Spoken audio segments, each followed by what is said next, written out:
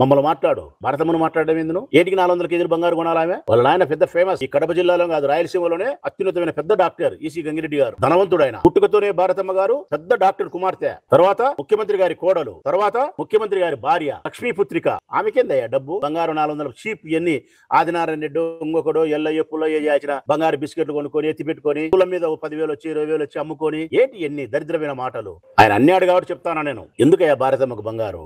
భారతమ్మే నిలువెత్తు బంగారు. భారతమ్మ వ్యక్తిత్వమే నిలువెత్తు బంగారు. మళ్ళీ ఆయమ్మకి ఎందుకయ్యా బంగారు? నేను మనస్ఫూర్తిగా చెప్తానా, నిలువెత్తు బంగారు ఆ తల్లి. కారణం పూర్తి సంపూర్ణమైనటువంటి వ్యక్తిత్వం కలిగినటువంటి స్త్రీ. ఎక్కడే గాని పుట్టినింటికి మెట్టినింటికి చిన్నపాటి చెడ్డ పేరు తీసుకురాకుండా గౌరవాన్ని కీర్తి ప్రతిష్టలను తెచ్చే స్త్రీ ఆమె. విద్యావంతురాలామె, చాలా తెలివిపురాలామె, భర్తకు కుటుంబానికి అన్ని విషయాల్లో చేదోడు వాదోడుగా ఉండగలిగిన స్త్రీ ఆమె. అన్నిటికీ మించి ఆమె నిలువెత్తు బంగారని చెప్పడానికి కారణం పులివెందులలో దాదాపు 10-15 సంవత్సరాలుగా ఆమె శ్రమతో, ఆమె తెలివితేటలతో, ఆమె ధనముతో 1000 మంది పిల్లలను అన్ని ఖర్చులు భరించి, భోజనము, బట్టలు, చదువు, ఫీజులు భరించి, సొంత కళాశాల వాళ్ళ గురువు పేరుతో పెట్టి, రాజశేఖర రెడ్డి గారి గురువు పేరుతో పెట్టి వెంకటప్పయ్య గారు 1000 మంది పిల్లలు చదివిస్తాంది ఆమె. ఈ మధ్య కాలంలో మళ్ళీ విజేత అని ఒక స్కూల్ ప్రారంభించింది ఆమె. మానసిక వికలాంగులను ఆ స్కూల్లో అడ్మిషన్స్ ఇస్తారు ఉచితం. అంటే ఇంతమంది పిల్లలను 10-15 సంవత్సరాలుగా సంపూర్ణంగా అన్ని సహకారాలు, డబ్బులు పెట్టి, ఖర్చులు పెట్టి సమాజంలో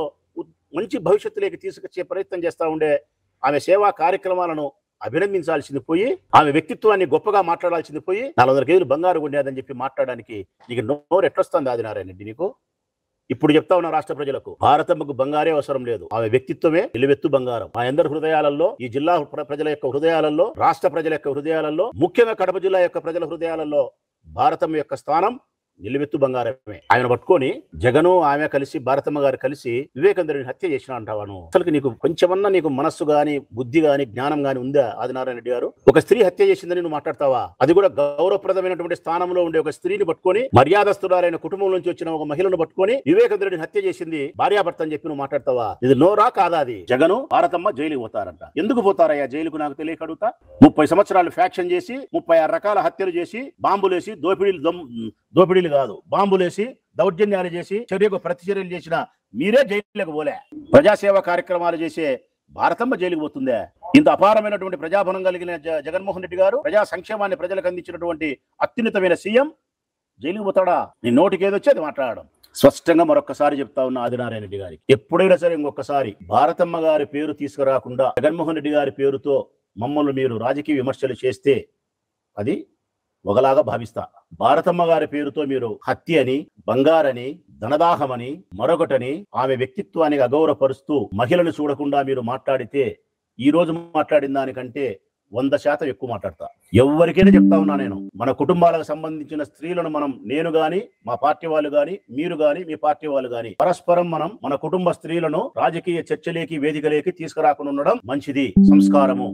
5 సంవత్సరాలు ఆమె భర్త ముఖ్యమంత్రిగా ఉన్నారు. ఏ రోజన్నా ఎక్కడైనా ప్రభుత్వ కార్యాలయాలకు కానీ, ప్రభుత్వ విధానాలే కానీ, ప్రభుత్వ విధుల్లే కానీ ఆయన ఎప్పుడైనా జోక్యం చేసుకున్నారా?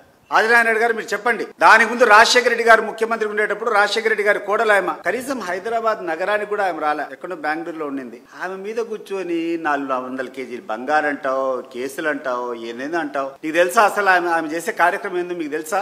నాకు తెలుసు కాబట్టి నేను చెప్తున్నా. ఇటీవల కాలంలో నేను సన్నిహితంగా ఉన్నాను కాబట్టి నేను చూస్తున్నా. పులివెందులకు పోయి చూడిపో. వెంకటప్ప స్కూల్ అనేటువంటి స్కూల్లో 1000 మంది పేద విద్యార్థులకు చదువుతో పాటు, యూనిఫామ్ తో పాటు, బట్టలతో పాటు, పుస్తకాలతో పాటు వాళ్ళకి కావాల్సినటువంటి షూస్ దగ్గర నుంచి, సాక్స్ దగ్గర నుంచి అన్ని ఇచ్చేటువంటి కార్యక్రమం గడిచిన 10-15 సంవత్సరాల నుంచి భారతమ్మ గారి ఆధ్వర్యంలో జరుగుతుంది లేదా ఒకసారి చూడిపో. ఆ రోజు అదే కాకుండా ఈ రోజు ఒక విజేత అని చెప్పి ఒక స్కూల్ పెట్టింది ఆమె పులివెందుల్లో. ఎవరైతే వికలాంగులు ఉన్నారో, ఎవరైతే మానసికంగా సరిగ్గా లేదో ఆ పిల్లల కోసం అని చెప్పి 65 మంది విద్యార్థులకు విజేత స్కూల్ అని చెప్పి పులివెందుల్లో పెట్టిస్తా ఉన్నారు. విజయవాడకు ఆమె వస్తే కూడా ఏ రోజు ఒక ప్రభుత్వ కార్యక్రమంలో పాల్గొనలే. ఆమె చేసేటువంటి కార్యక్రమం అంతా ఏంటంటే, ఇన్నటువంటి మదర్ తెరెసా ఒక అనాథ ఆశ్రమం ఉంది, ఆశ్రమం పోయి పేదవాళ్ళు ఏదన్నా ఉంటే ఆ పిల్లోళ్ళతో 4 సేపు కాలక్షేపం చేసి వాళ్ళకు మనోధైర్యం ఇచ్చేది తప్ప ఎప్పుడు చేయదు. ఆమె మీద మాట్లాడేటువంటి దౌర్భాగ్యం ఎందుకు దిగజారుతారు మీరందరూ అని నేను అడుగుతున్నా. ఎవరి పేరు చెప్పుకొని మీరు రాజకీయాలు ఉన్నారో ఒకసారి ఆలోచన చేయకుండా కూర్చొని ఆ కుటుంబం మీద మాట్లాడతావు. సిబిఐ ఎంక్వైరీ అంటే, ఇప్పుడు సిబిఐ ఎంక్వైరీ కాకుండా ఏం ఎంక్వైరీ చేస్తుందండి? వివేక హత్య కేసు గురించి సిబిఐ ఎంక్వైరీ కావాలి. ఈరోజు పేపర్లో నీ యొక్క స్టేట్మెంట్ నేను చూసినప్పుడు సిబిఐ కదా ఎంక్వైరీ చేసింది. ఎవరు ఎంక్వైరీ చేస్తారు? మరి సిబిఐ ఎంక్వైరీ చేసింది, ఎంక్వైరీ పూర్తి అయిపోయిందని చెప్పింది. ఒక నివేదిక ఇచ్చిన తర్వాత మీరు దాన్ని కమిట్ చేసుకొని కేసు నడుపుకోవాల్సింది పోయి మీరే ప్రొలాంగ్ చేసుకుంటా అలా వేరే వాళ్ళ మీద నిందలేయడం ఏంది?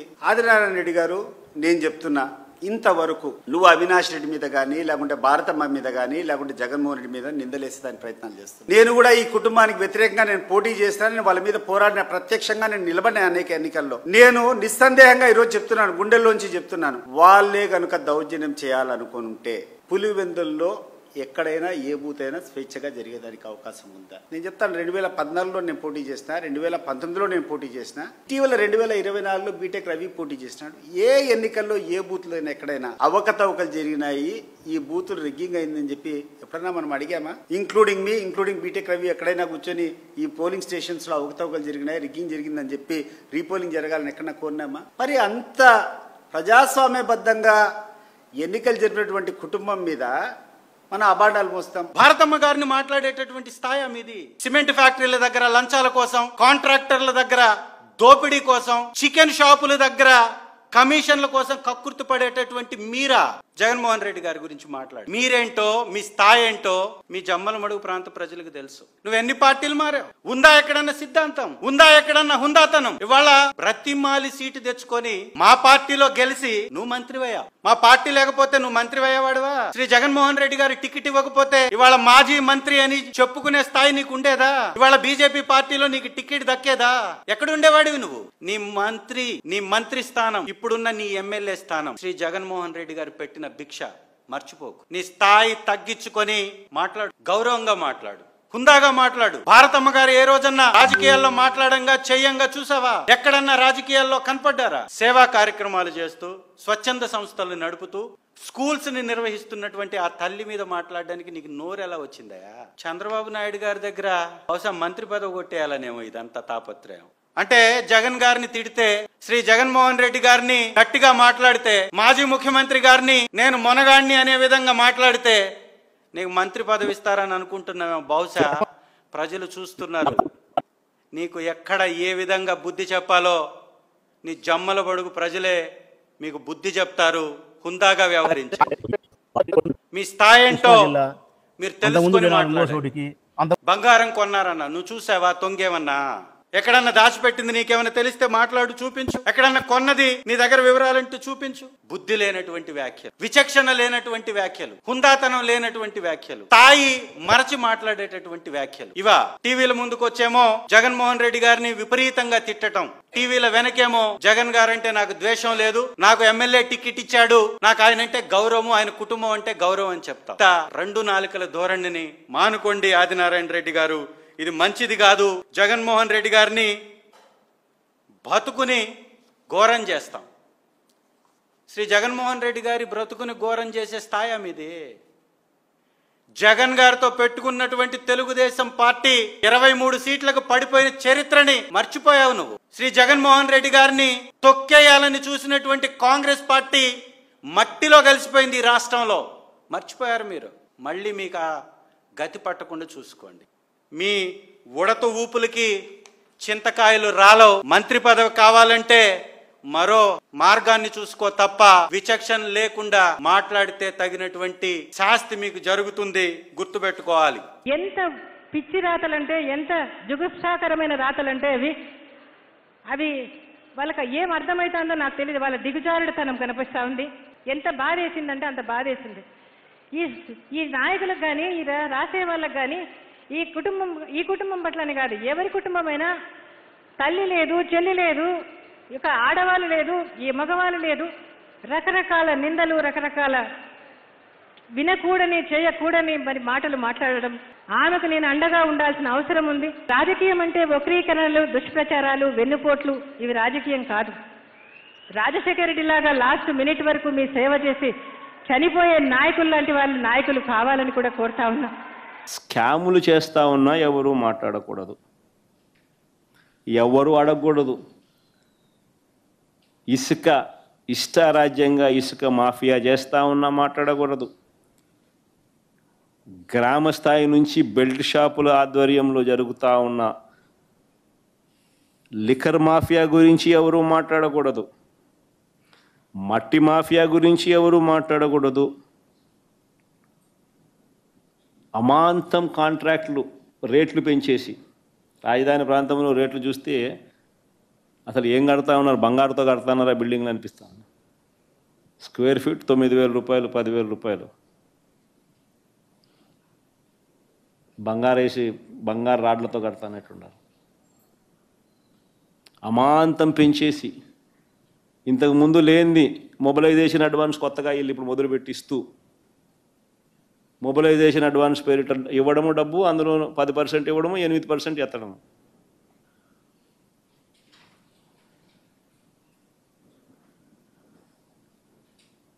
నాణ్యత లేని పనులు జరుగుతూ ఉన్నా ఎవడో మాట్లాడకూడదు.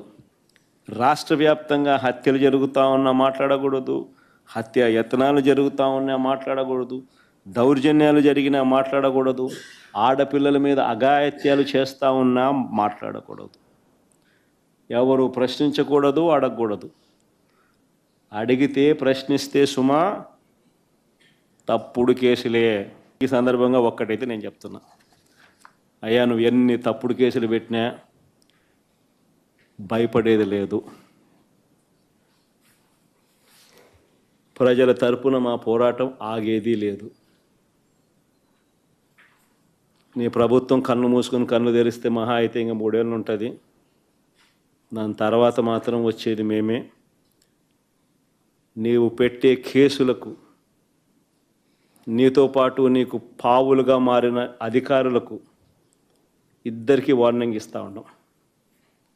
వడ్డీతో సహా మీరంతా చెల్లిస్తారు. ఏదైతే మీరు ఎత్తుతున్నారో అదే పండుతుంది. ఇది మాత్రం మర్చిపోవద్దండి.